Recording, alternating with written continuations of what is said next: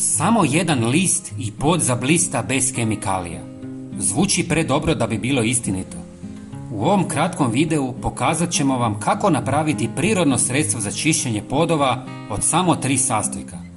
Ovo sredstvo ne samo da će očistiti vaš pod, već će otjerati sve insekte iz vaše kuće i ostaviti ugodan miris. Sve sastojke vjerojatno imate već kod kuće jer ih koristite svaki dan. Prvo što će vam trebati je pola litre vruće vode u koju ćete dodati 1 žlicu kuhinjske soli.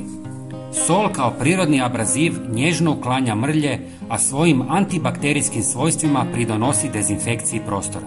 Također, apsorbira neugodne mirise čineći prostor svježim.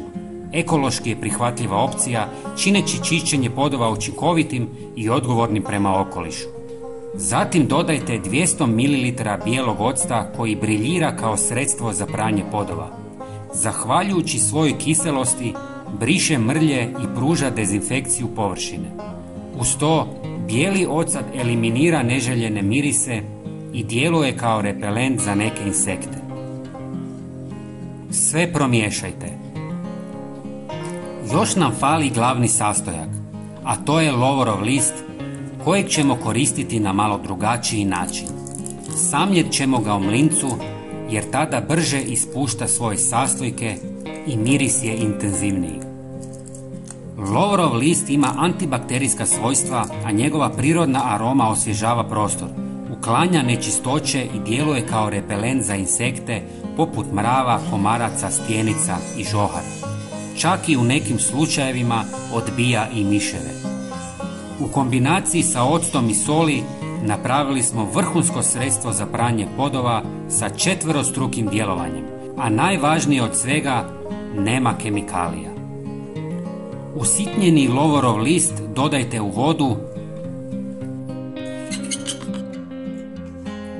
dobro promiješajte i ostavite da ispusti svoje sastojke. Procijedite kroz gazu kako biste imali potpuno čistu tekućinu bez zrnaca. Pogledajte kako lijepo izgleda, a i miriše. Pomiješajte sa 5 litara vode i spremno je za pranje poda.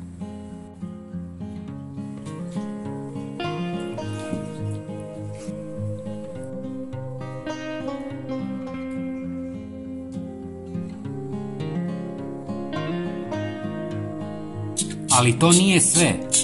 Osim za podove, može se koristiti i za sve ostale površine u kuhinji ili kupaonici. Dragi prijatelji, hvala vam što nas pratite. Bilo bi nam drago da podijelite ovaj video sa svojim prijateljima i pretplatite se na naš kanal. Hvala vam puno. Pozdrav!